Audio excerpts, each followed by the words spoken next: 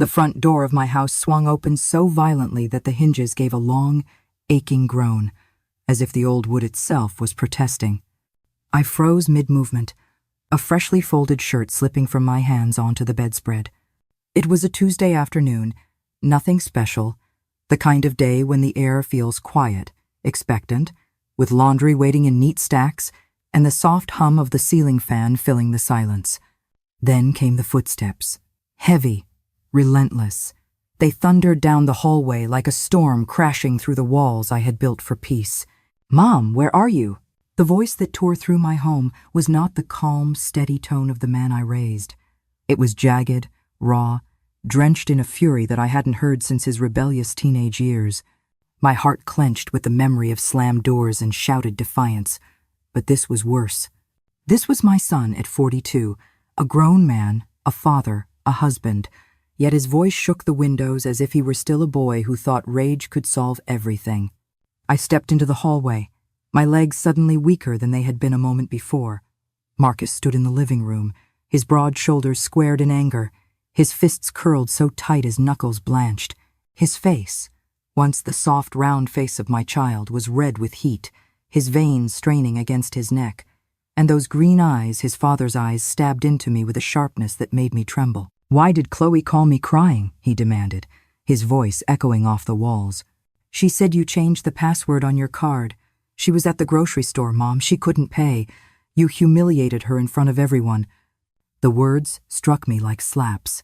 My body stayed rooted at the threshold, but inside I crumbled. 70 years of life had taught me patience, endurance, the art of breathing through storms. But this storm was different. It was flesh of my flesh screaming at me in my own house because I had dared to draw a boundary. I pressed my palms together to stop them from shaking. "Marcus, lower your voice. We are educated people. We don't scream like this." My tone was steady, though every bone in me rattled. And yes, I changed the password, because the card is mine. His eyes narrowed, disbelief flashing across his face. "Yours? Mom, we're family. You can't just put up walls like this when we need help." He took 2 steps closer, and for the first time in my life, a knot of fear twisted in my stomach. "The card is in my name, Marcus," I said, each word weighted with the dignity of a woman who had spent decades surviving, providing, enduring. "It is my money." His laugh was bitter, sharp, carrying more venom than humor. "Your money? Seriously?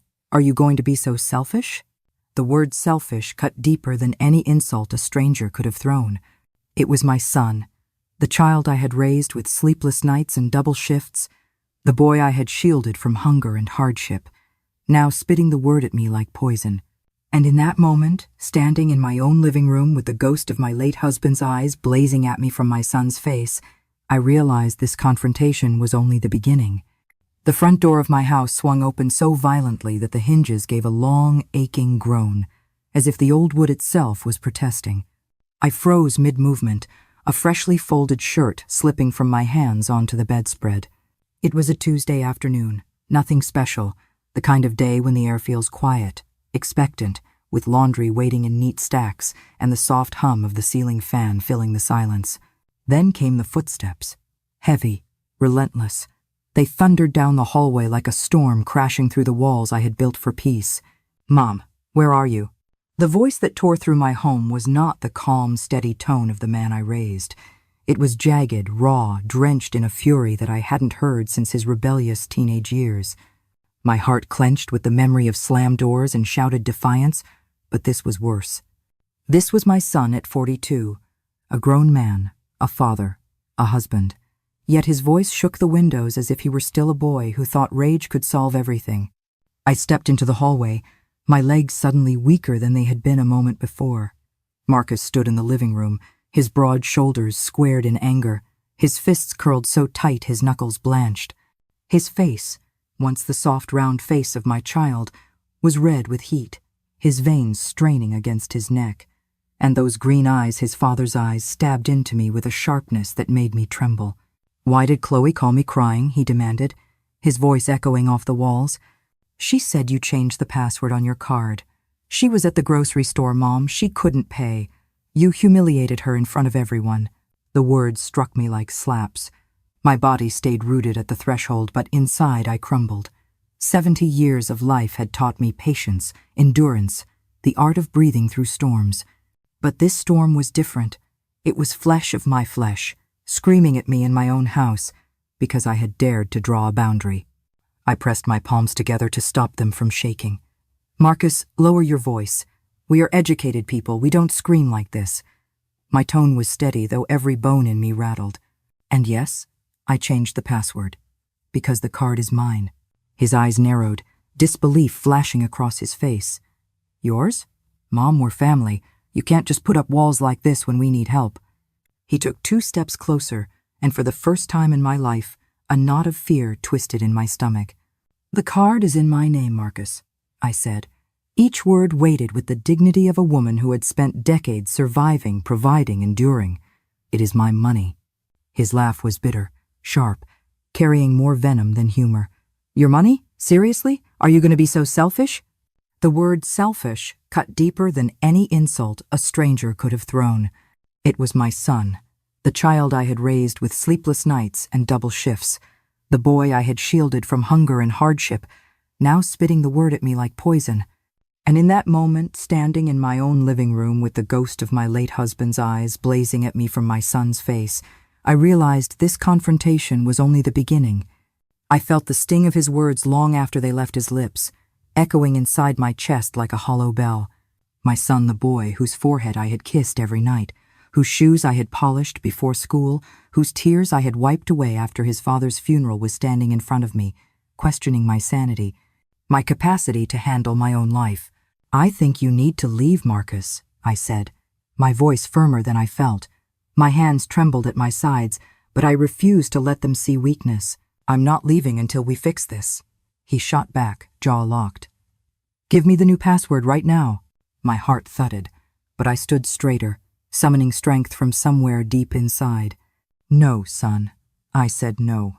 This is my house, my decision. If Chloe needs something, she can come to me directly." For a moment he just glared, his breathing sharp and uneven. Then he turned, heading toward the door, but just before stepping outside he paused. When he spoke, his voice was colder than winter ice.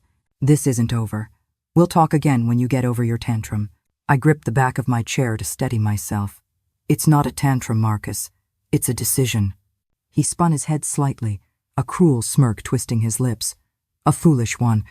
And you're going to regret it when you see how this affects our relationship." His words hung in the air, heavy and sharp, not a warning but a threat. My voice cracked as I whispered, "Are you threatening me?" "I'm warning you," he said flatly. "Chloe is very hurt by your attitude. I don't know if she'll want to see you again after this." I swallowed the lump in my throat. "Then that will be her decision." He shook his head with contempt, like a teacher disappointed in a stubborn child. "You know what? You're right. This is your decision, and we'll make ours." The door closed with a dry, final thud, and I was left alone in the suffocating silence of my own living room. My body sank back into the armchair, trembling as though the very house had shifted beneath me. Outside, the begonias on the patio were wilting under the sun, waiting for the water I no longer had the strength to give. I rose unsteadily, walked to the window, and watched Marcus's car screech down the street, the tires screaming against the pavement as if his anger had followed him behind the wheel. 40 years of motherhood, and this was what remained. My only son, furious at me for protecting my own money, treating me like an obstacle instead of a mother. The silence that settled afterward was not the gentle quiet of my mornings. It was dense, heavy, suffocating, as if the very air had changed. I closed my eyes and replayed every word, every sharp edge of his voice. And in my heart, I understood with terrifying clarity. This wasn't about a password. It wasn't even about a credit card. It was about control. It was about boundaries. And it was about the fact that for the first time in years, I had dared to say no. The clock ticked louder than usual in the stillness of the room. I leaned back in my armchair, my body drained, my spirit trembling from the confrontation. My chest rose and fell unevenly, as if every breath was a struggle. Then the phone rang, once, twice. I let the machine pick up. "Sylvia, I know you're there." Chloe's voice spilled through the room. high-pitched and sharp, slicing into the silence like glass. "I hope you're happy with what you've done. Marcus is devastated. I don't understand why you're treating us this way. We're your family." The line clicked dead, leaving only the mechanical hum of emptiness behind. I sat frozen, staring at the telephone as if it had turned into a weapon. My fingers itched to slam it off the hook, to cut off the possibility of her voice ever invading my peace again. But instead, I pressed my palms to my knees, forcing myself to stay still, to breathe. The living room, filled with photos of birthdays and holidays, suddenly felt alien. The laughter preserved in those frames seemed to mock me now. Had all those smiles been real, or had I simply been blind? At 3:30, the clock on the wall chimed, reminding me that time marched on even when hearts stood still. Only 2 hours earlier, I had been folding shirts and watering plants. Now it felt as though I had lived a week's worth of grief and betrayal. I staggered into the kitchen, craving something to do, something that would anchor me. Cooking had always been my refuge, the steady rhythm of peeling, chopping, stirring. I pulled out a sack of potatoes, their earthy scent grounding me. My hands moved mechanically with the peeler, yet my mind replayed Marcus's face, the fire in his eyes, the coldness that followed. That coldness haunted me more than his shouting. Anger was familiar, even survivable, but coldness meant distance. Coldness meant something had broken. For 30 years, routine had been my shield. Up at 6, coffee brewed in the old pot Robert had gifted me before he passed. Plants tended while the sun warmed the tiles, meals timed like clockwork. Predictability was my strength.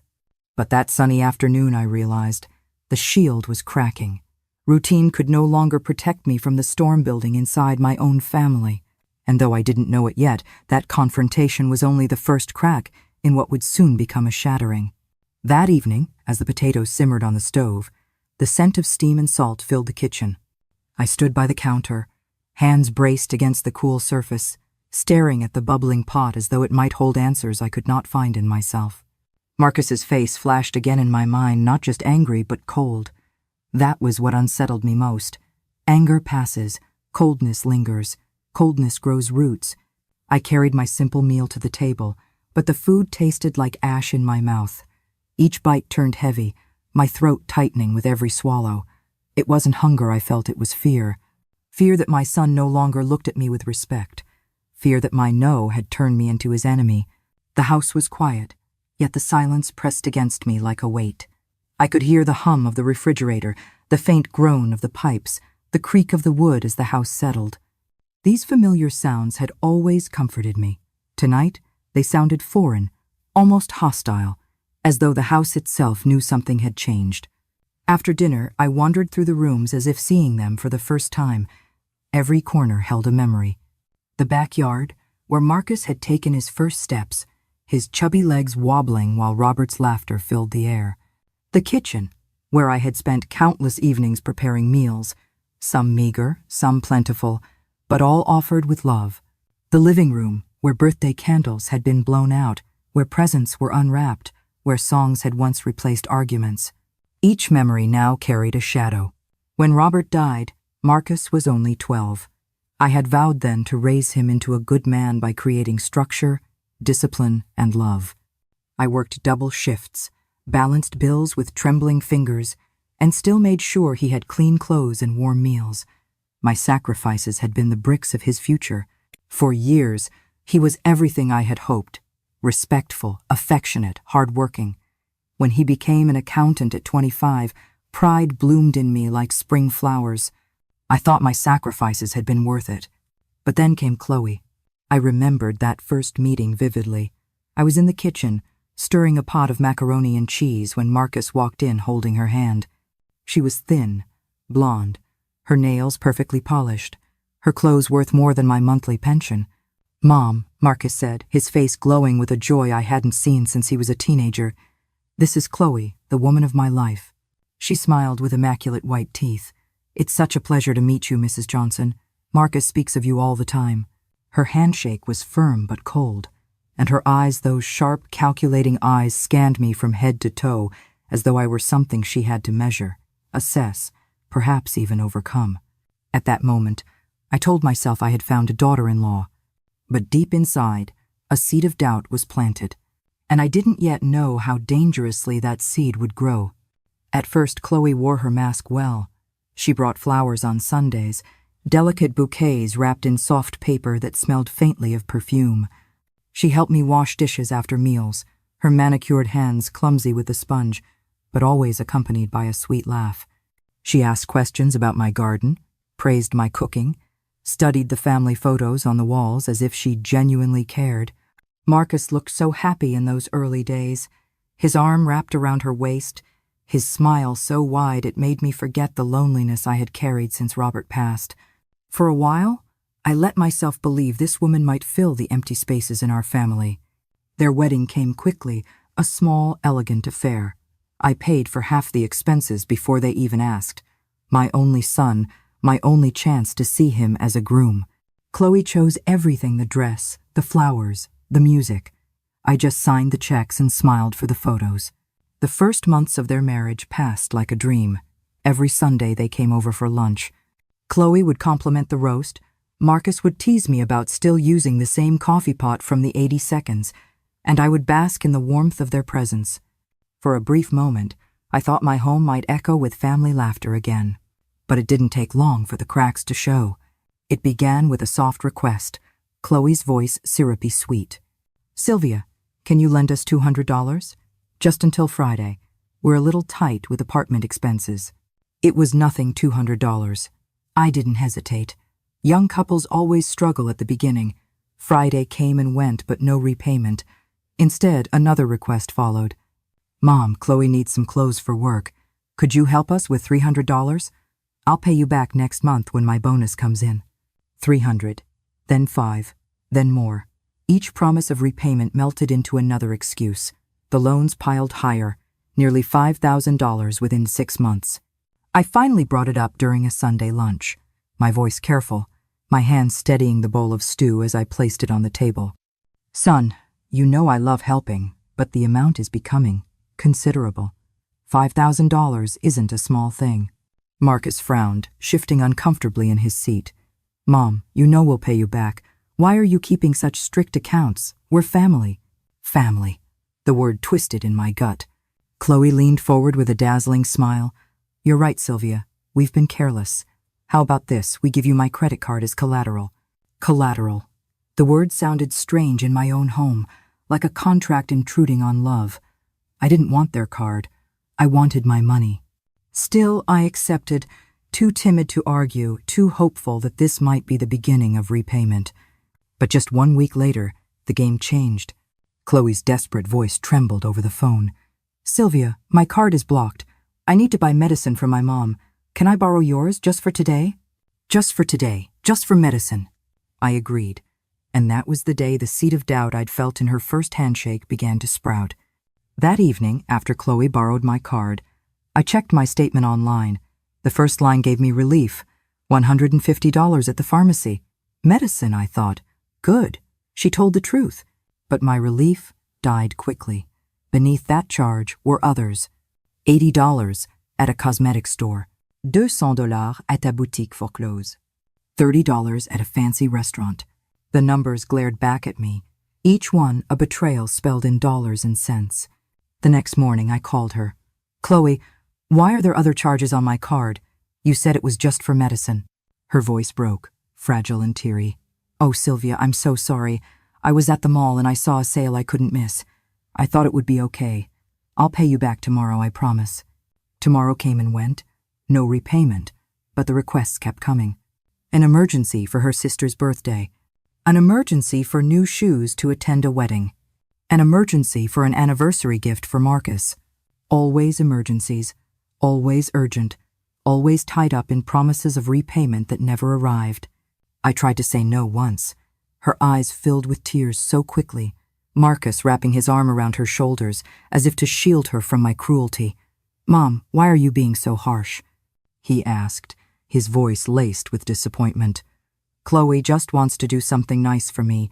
You're making her feel guilty for loving me." Guilt. They knew how to wield it like a blade. By the end of the first year, I had stopped counting how much money left my card. My life savings shrank month by month, yet every time I tried to bring it up, Marcus's words cut deeper than the balance in my account. Mom, you're being petty. We're your family. Don't you want to see us get ahead? Petty. The word lodged in my chest like a splinter I couldn't pull out. I had endured so much double shifts, lonely nights, an empty bed after Robert died.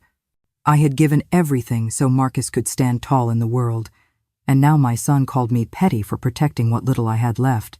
The Sunday lunches changed after that. The laughter grew quieter.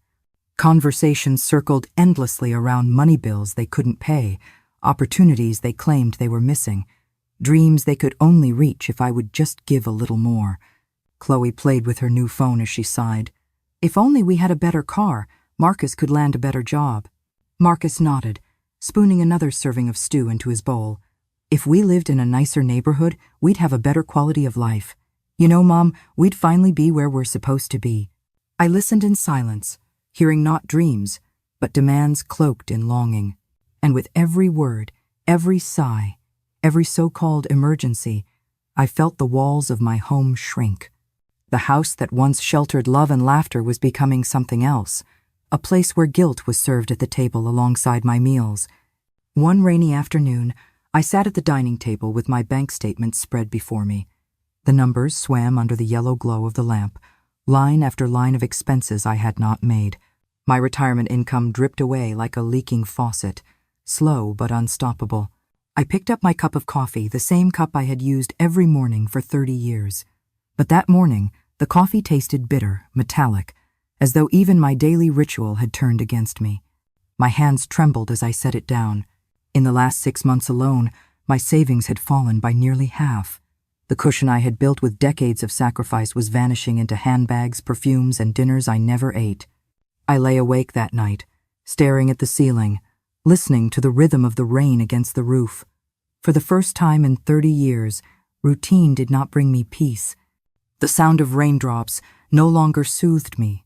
It pierced me, reminding me of the constant drip, drip, drip of money flowing out of my account.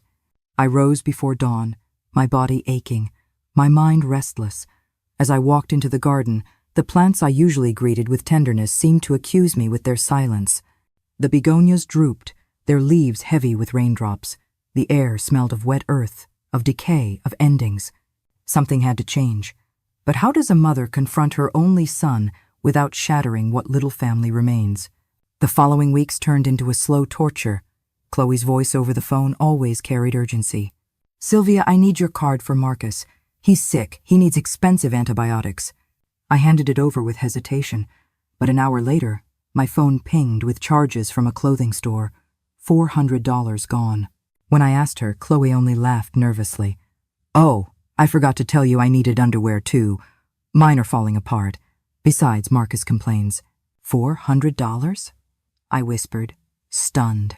"It was a special sale," she said brightly. 3 pieces for the price of 1.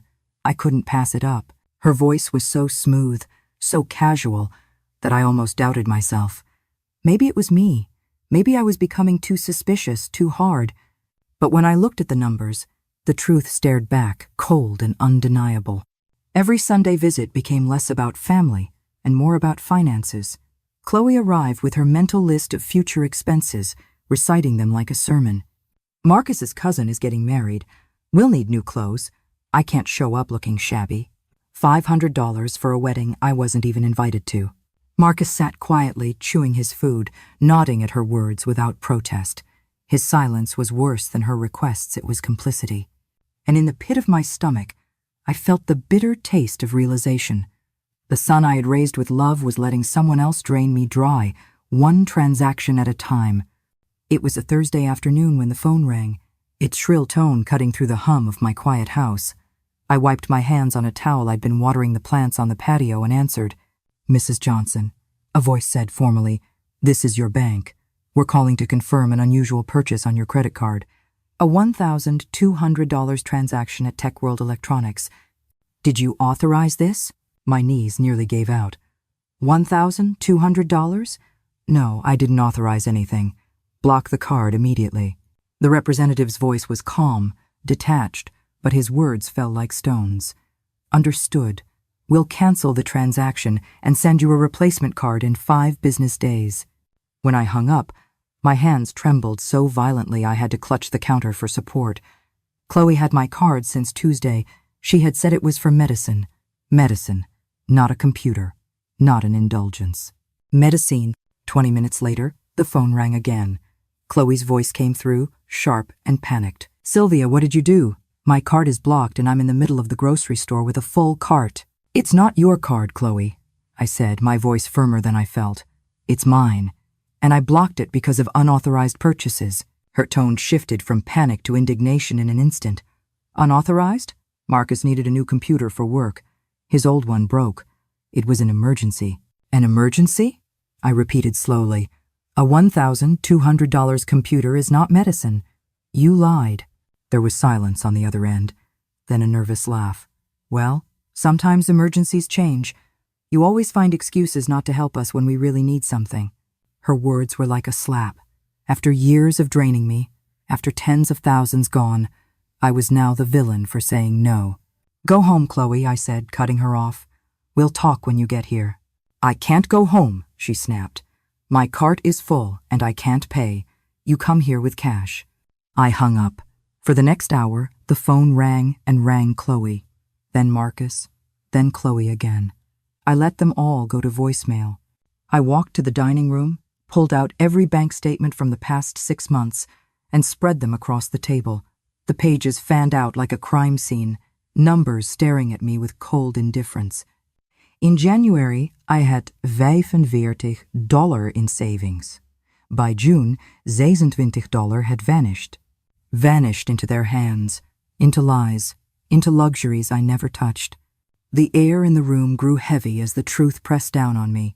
My life's work, my savings, my sacrifice, it was disappearing before my eyes. And for the first time in decades, I felt something stronger than fear. Ich felt enge.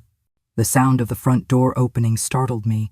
My heart thumped against my ribs as Marcus and Chloe walked in without knocking, as if they owned the place. Their voices carried no shame, no hesitation, just entitlement. "Mom, what happened with the card?" Marcus asked, his tone more weary than angry this time.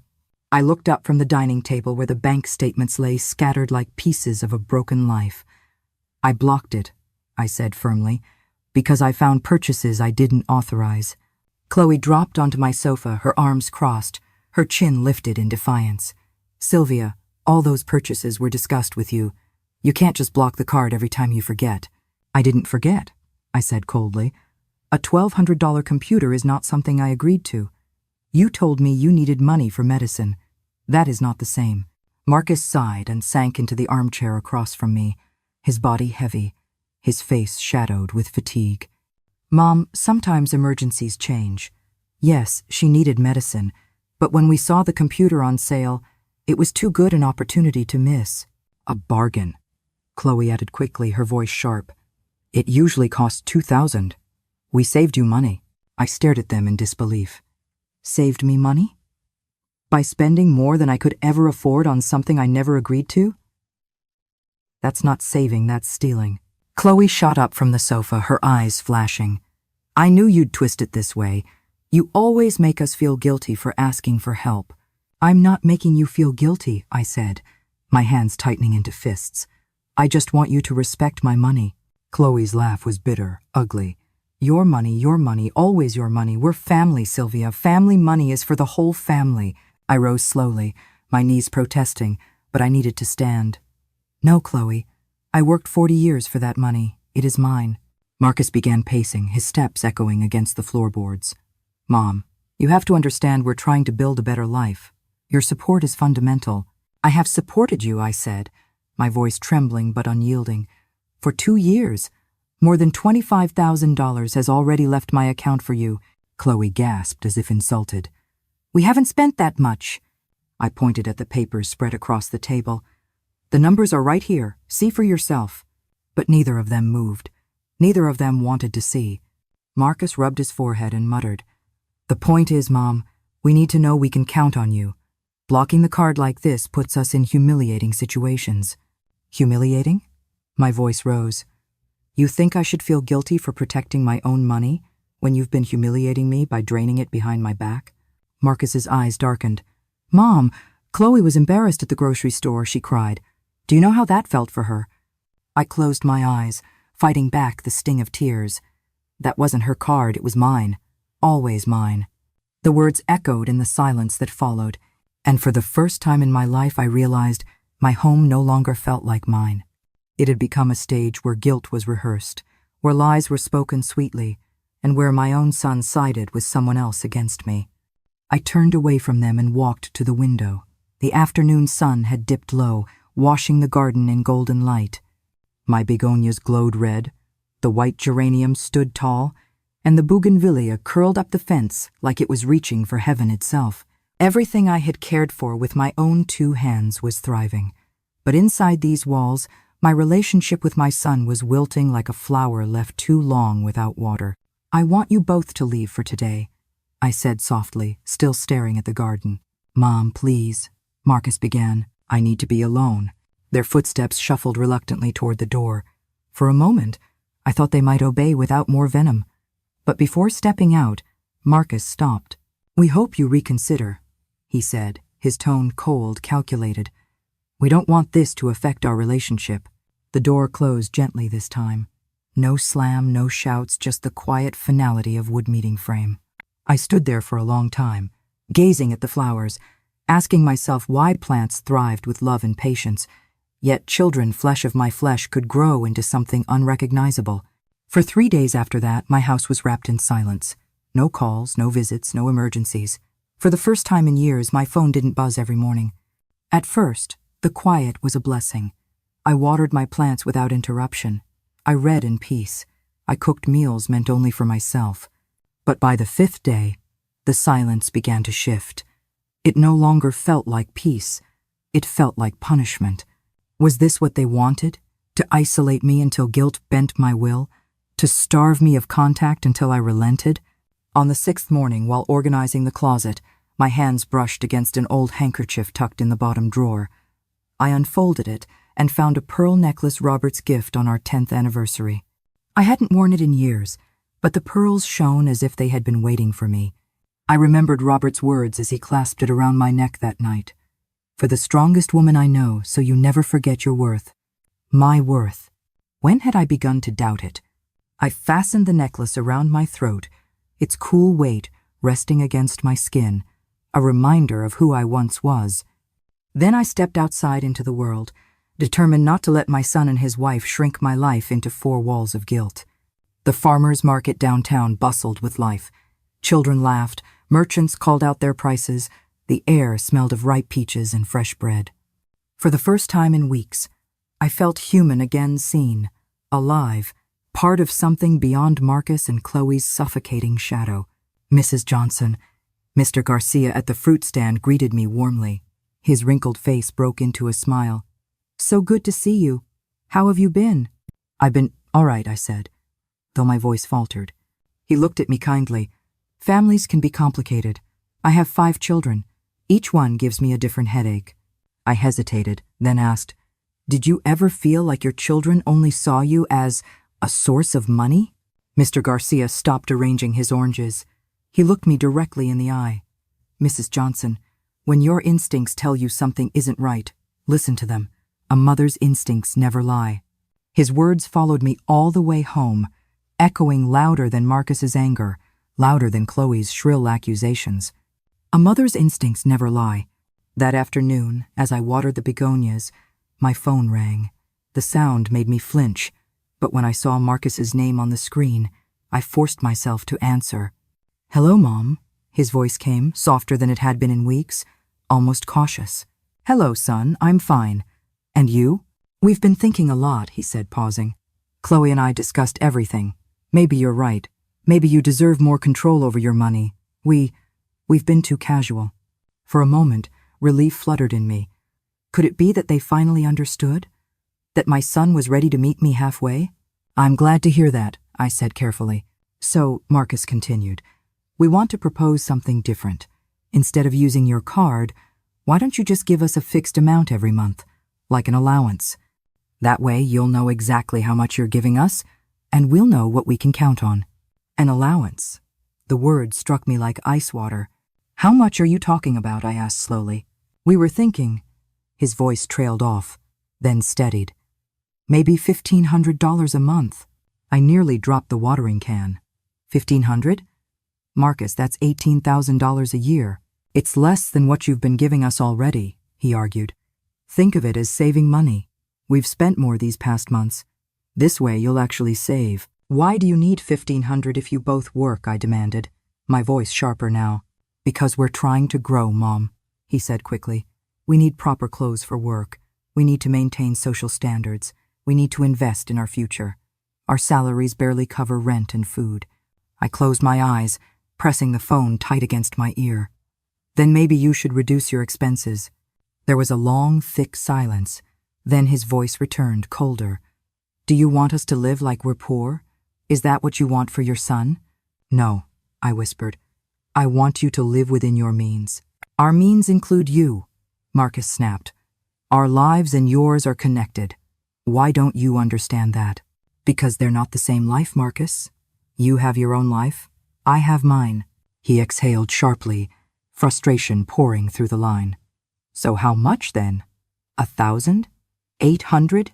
What number makes you feel generous without making you paranoid? I don't know, I said firmly. I need time to think. We've been waiting a week, he snapped. And you've been spending money uncontrollably for 2 years. What else do you need to think about? His anger built again, creeping back like a tide. Finally, his voice broke into sharpness. You know what? Forget it. Forget the proposal. Marcus, please. No, Mom. Chloe was right. There are other options. Options that don't involve begging you. Other options? I asked, my stomach dropping. But he hung up before I could hear the answer.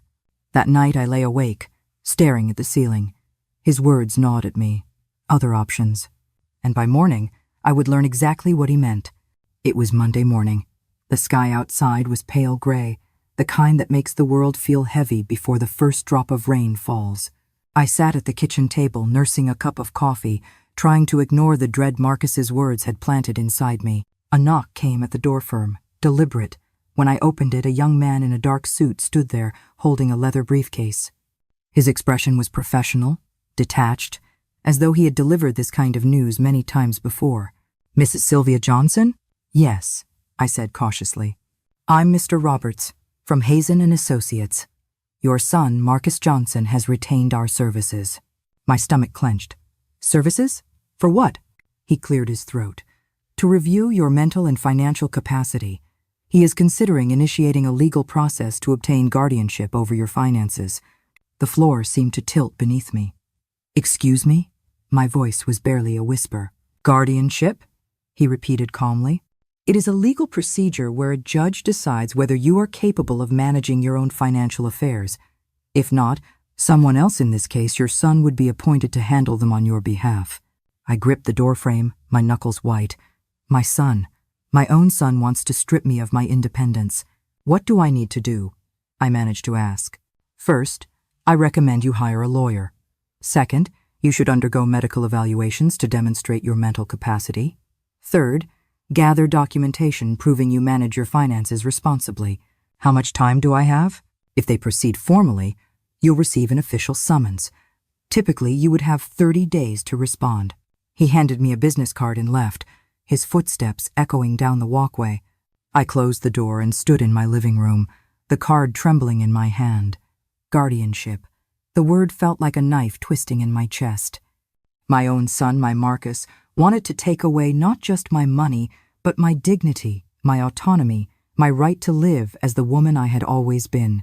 By afternoon, the weight of it pressed too hard on my chest. I picked up the phone and dialed my neighbor, Alma Davis. Alma, I whispered when she answered. Could you come over? I need advice. She arrived quickly, her warm presence filling the empty spaces of my house. Over cups of tea, I poured everything out: the loans that never ended, the stolen card, the unauthorized purchases, and now the looming threat of guardianship. Alma listened quietly, her eyes steady, her face calm. When I finally fell silent, she reached across the table and took my hands. You know what I think, Sylvia? What? I think your son and his wife have been manipulating you for years, and now that you're standing up for yourself, they're escalating. This, she tapped the business card with her finger, isn't about protecting you. It's about control, about money, and you need to fight back. Fight? The word felt foreign in my mouth. Yes, Alma said firmly. With every tool you have, legal, financial, whatever it takes, don't let them take your dignity. Tears burned my eyes. But what if I lose my son in the process? Alma's voice softened, but her words were sharp as glass. Sylvia, you already lost him. The Marcus you raised, the boy who respected you, who was grateful, that boy is gone. What you have now is a man who sees you as a wallet, a man willing to have you declared incompetent just to get your money. Her words cut deep, but they were also liberating. For the first time in weeks, clarity bloomed inside me. Alma squeezed my hands gently. You don't have to fight alone. Tomorrow, I'll take you to see someone. The best lawyer in the city for cases like this. His name is Vincent Harris. And in that moment, as my tears finally spilled, I realized the battle for my dignity had just begun. The next morning dawned cool and clear, the air carrying the faint scent of wet earth after a night of rain. Alma knocked on my door at 9 sharp, her umbrella in one hand, determination in the other. Are you ready? She asked gently. I nodded, though my heart beat so fast it made my chest ache. We took the bus downtown, its windows fogged from the damp morning air. I watched familiar streets slide past, shops I'd visited for years, faces I half recognized, and I wondered if they could see the truth etched into mine, that I was a mother on her way to fight her only son. Vincent Harris's office was tucked inside an old brick building, its lobby smelling faintly of paper and lemon polish. The receptionist led us into a quiet room where shelves of law books lined the walls. And there he was, Vincent, a man in his 60s, with silver hair combed neatly back and eyes that seemed to read more than words. When he rose to shake my hand, his grip was firm but not overwhelming, his voice low and calm. Mrs. Johnson, he said, please sit. Tell me everything. So I did. My voice trembled at first, but as I recounted the story, every loan, every charge, every humiliating demand, something inside me hardened. I told him about the card, the photocopy I'd found, the lies, the late-night withdrawals, and finally, the business card delivered to my door, threatening guardianship. Vincent listened without interruption, his pen gliding steadily across a yellow pad. When I finished, silence hung for a moment. Then he set his pen down and looked directly into my eyes. Mrs. Johnson, he said, what you've described is family financial abuse. It is more common than you might believe. And make no mistake, it is both a crime and a violation of your civil rights. The word abuse made me flinch. Abuse was something that happened to other people, not to mothers who had given their lives for their children. And yet, when Vincent said it, I knew it was true. What can I do? I whispered. First, he said, leaning forward, we will defend you against any guardianship attempt. Second, we will document every unauthorized transaction. Third, we will pursue the recovery of your funds. And finally, we will ensure they cannot repeat this pattern. I blinked at him, tears pricking my eyes. Do I even have a chance? He smiled gently. Mrs. Johnson, you have more than a chance. You have the truth, and the law is on your side. How much will this cost? My fee is $3,000, he replied, his tone matter-of-fact. But consider it an investment to recover the $25,000 and perhaps more that has been taken from you. I signed the contract that very day. Walking out of his office, Alma linked her arm through mine. See, she whispered, you're not alone anymore. For the first time in weeks, my steps felt lighter. The fear still clung to me, but beneath it was something new, a flicker of strength. My son had chosen money over me. Now I would choose dignity over him. The week that followed was a blur of documents, signatures, and late-night thoughts that refused to let me rest. Vincent and his team worked quickly, their professionalism a lifeline in the storm.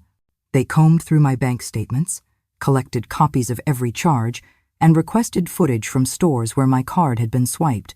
One afternoon, I sat across from Vincent in his office as he slid a folder toward me. His expression was calm, but the weight of what he was about to say made my stomach twist. Mrs. Johnson, our investigation has uncovered something worse than we initially suspected, he said evenly. Not only were your funds misused, but 3 additional credit accounts have been opened under your name, all sent to your son's address. I froze. Credit accounts? In my name? He nodded. Yes. They've accumulated nearly $15,000 in debt on those accounts. My breath caught a sharp pain pressing against my chest. But I never applied for any credit cards. I don't even know how to do that online. They had access to all your personal information, Vincent explained. Your social security number, date of birth, and bank details. With that, it's relatively simple. I pressed my fingers to my temples, the room spinning. So that debt, it's mine now? Not if we act quickly. We will file identity theft reports with the 3 major credit agencies. We'll also submit a criminal complaint for financial abuse and fraud. His words felt surreal.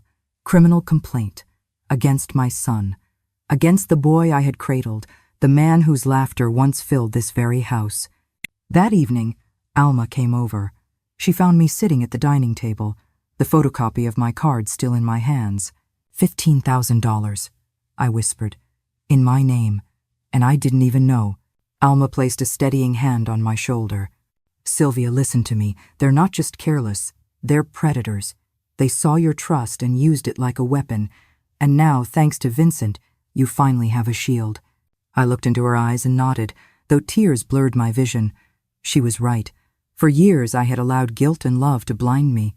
But now the truth stood before me, undeniable and ugly. My son and his wife had not only drained my savings, they had stolen my name, my identity, and the very foundation of my dignity. And though it broke my heart into pieces, I knew there was no turning back. This wasn't only a family dispute anymore. This was war. Friday evening, as I sat with Alma sipping tea in the living room, my phone rang. Marcus's name lit the screen. Against Alma's warning glance, I answered, "Mom, what have you done?" His voice was raw, frantic. "We got a court summons. Fraud? Identity theft? How could you do this to us?" I closed my eyes, pressing the phone to my ear. "Because you committed fraud, Marcus. You opened accounts in my name, drained my savings, and lied to me." "We didn't commit fraud," he shouted. "We're your family. Everything we did was with your knowledge." "No," I said firmly, my voice low but steady. "It was not with my knowledge. I never agreed to this. Not once." His tone shifted, desperation bleeding through. "Please, Mom, drop the charges. Chloe and I will pay everything back. We'll get a loan, sell things, whatever it takes." "With what money?" I asked bitterly. "You already owe me $25,000. And the $15,000 in fraudulent accounts, how will you repay that?" Silence. Then softer. "How do you know about those cards?" "Because I hired a lawyer, Marcus. Because I finally opened my eyes." On the other end of the line, I heard something I hadn't in years, Marcus crying, "Mom, please, we're your family. You can't destroy us for money." I felt my own tears rise, but I bit them back. "You already destroyed me for money." His sobs turned to steel in an instant. "Then this is war. If you don't drop the charges, we'll move forward with the guardianship. We'll prove you're paranoid, that you can't manage on your own. We'll bring witnesses, neighbors, people who will testify that you've changed." My throat tightened. "What witnesses, what lies will you tell?" "A judge will decide," he said coldly before hanging up. The silence that followed was heavier than any scream. The next day, the war began in earnest. Calls flooded my answering machine, some pleading, some threatening, all demanding I drop the charges. Marcus banged on my door at odd hours, shouting that he just wanted to talk. Chloe sent her friends with flimsy excuses to knock, to pry. And then came the whispers on the street. One afternoon, while I tended to my garden, I heard 3 women I didn't recognize talking loudly outside my gate. "That's the house," one of them sneered. "The old lady who accused her own son of stealing." "Shameful," another replied. "At her age, paranoia is common. My grandmother went the same way before—" Her words trailed off, but the implication cut deep. That night, I found my car vandalized. Red spray paint across the side door. Crazy miser. Alma insisted on staying over. She curled up on my sofa with a blanket, her presence warm, steady. But as I lay awake, listening to the quiet hum of the house, a cold truth settled over me. At 70 years old, I needed protection, not from strangers. Not from thieves in the dark, but from my own flesh and blood. And though I had Vincent and Alma at my side, the weight of betrayal pressed on me like a stone I could never fully lift. The courthouse smelled of polished wood and nerves. Alma walked beside me, her hand steady on my arm, while Vincent carried the thick folder of evidence that represented not just money, but years of my life. Inside the courtroom, Marcus and Chloe sat with their lawyer, a young man in an expensive suit. Marcus refused to meet my eyes. Chloe, on the other hand, looked directly at me, her lips curved into a cold, practiced smile that chilled my blood. The judge, a stern man in his 50s, called the session to order. Vincent rose first, laying out every detail like bricks in a wall: $25,000 in unauthorized purchases, 3 fraudulent credit accounts, ATM withdrawals at impossible hours, even the photocopy of my card in Chloe's handwriting. Then came the surprise: grainy security footage from stores where my card had been used. On the screen, Chloe's face appeared clear as day, swiping my card while I sat at home on my landline, phone records proving I could not have been there. The judge's gaze hardened. Chloe's eyes flickered, but her lawyer pressed on, insisting I had verbally authorized everything, that I was confused, paranoid, perhaps even showing signs of decline. When it was my turn to speak, I rose slowly, my knees trembling but my voice steady. Your Honor, I am 70 years old. I worked 40 years to build my savings. I never gave my son or his wife permission to open accounts in my name. I never allowed them to make copies of my card. I am not paranoid. I am a mother protecting what little she has left. The judge leaned forward. At any point, Mrs. Johnson, did you specifically authorize these credit accounts? Never, I said. Vincent called my doctor to the stand, who confirmed my mental capacity was normal for my age: no dementia, no confusion, no decline, just clarity, just resolve. When Marcus testified, his story wavered. First, he claimed I had agreed to everything. Then he admitted some purchases were impulsive.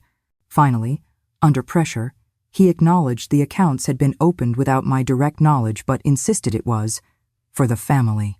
The judge cut him off. Mr. Johnson, regardless of your intentions, opening accounts under another person's name without written authorization is identity fraud, a federal crime. The gavel fell hours later, each strike like thunder. The guardianship petition was denied outright. Marcus and Chloe were ordered to repay the $25,000 plus interest and legal fees. The fraudulent accounts were canceled, the debt erased from my credit. And then came the final blow, a restraining order. For 1 year, neither of them could contact me directly. The judge's voice echoed in the quiet room. Mrs. Johnson has demonstrated both competence and prudence in protecting her finances. The evidence shows a systematic pattern of abuse by her son and daughter-in-law. This court will not allow such exploitation to continue. As I left the courthouse, Alma squeezed my hand, and Vincent gave me a quiet nod. I had won. My dignity was intact. My future was safe. But as I looked back one last time, I saw Marcus slumped in his chair, his face hollow, his eyes empty, and though justice was mine, my heart broke all over again. I had defended my freedom, but I had lost my son. The house felt different when I returned that evening. The same walls, the same photos on the mantel, the same armchair waiting by the window, yet everything carried a new weight. It wasn't silence pressing down on me this time. It was relief, fragile but real. I brewed myself a cup of tea and sat by the window, watching the garden glow under the fading Sunday. The begonias bloomed in fiery red, the geraniums stood strong, and the bougainvillea curled high along the fence as if celebrating with me. My plants were still alive, still flourishing, even after weeks of neglect, and so was I. The legal battle was over, but the ache in my chest remained. Marcus hadn't looked at me once as the judge read the verdict. I tried to imagine what he felt: anger, shame, maybe even regret, but the truth was, I no longer knew my son.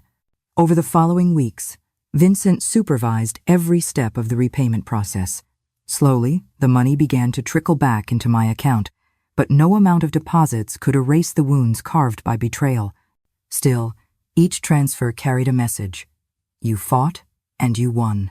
Vincent visited often, at first with documents and updates, later with no reason at all. He lingered over coffee, asked about my garden, told me stories of his own grown children. His laughter filled corners of the house that had echoed with arguments for too long. One afternoon, as we sat on the patio, he asked about the bougainvillea climbing my fence. How do you get it to grow so beautifully? Patience, I said with a small smile, and constant care, the same things I once gave my son. His eyes softened. Then you deserve someone who gives that back to you. I didn't answer, but a warmth stirred inside me, unexpected and steady. 6 months later, my savings had recovered, my days regained their rhythm, and the emptiness in my home had slowly begun to fade. With Alma's friendship and Vincent's quiet companionship, I found a kind of peace I thought I had lost forever. But peace, I had learned, was not the same as healing. Healing takes time, and even as I cherished this new calm, one question haunted me every night. Could a mother ever truly stop loving her child, even when he had chosen money over her? 6 months after the hearing, life settled into a rhythm I hadn't known in years. My mornings were once again my own. Coffee brewed in Robert's old pot, the sun spilling across my kitchen table, the hum of a quiet house filled not with tension but with peace. Vincent's visits became more frequent. At first, it was always with papers to sign, updates on repayments, or news of other cases he had taken on, but over time his briefcases carried fewer documents, and his hands more often carried small gifts, fresh bread from a bakery downtown, a novel he thought I'd enjoy, or sometimes nothing at all except his company. We shared long conversations about books, about gardens, about the peculiar aches of aging that made us laugh more than complain. He was a widower, I learned, and loneliness had settled into his life as heavily as it had in mine. Together, we discovered that companionship at our age wasn't just possible, it was precious. One October afternoon, we sat in the garden surrounded by blooms I had nurtured back to life. The air was crisp, carrying the scent of soil and fading summer. Vincent reached for my hand, his eyes searching mine. "Sylvia," he said quietly, "these months with you have been the happiest I've known since my wife passed. You've given me something I thought I had lost, the hope that life can still be beautiful." I felt my cheeks flush, warmth spreading through me like sunlight. "And you've reminded me that trust isn't always a weapon in someone's hands. It can be a gift, freely given and safely kept." He smiled, and in that smile, I saw not a lawyer, not a savior, but a man offering me the possibility of love, gentle and true. 6 months later, in a small ceremony attended only by Alma, Vincent's brother, and a kind-faced judge, I married Vincent Harris. There were no grand flowers, no expensive gowns, no photographs staged for perfection, just vows spoken with trembling voices and hands clasped tight. In my 70s, I found myself beginning again not with illusions, but with honesty, not with demands, but with companionship. We turned Robert's old study into a shared library, filled the garden with new life, and created routines that gave us both joy. For the first time in years, I woke up each morning not to dread but to gratitude. I had lost a son. That truth remained, heavy and undeniable. But I had gained something I never expected in this final season of life: freedom, dignity, and a love that asked for nothing but me. And as I watched Vincent reading on the patio one evening, the sunset painting his silver hair with gold, I whispered to myself the lesson I had paid so dearly to learn.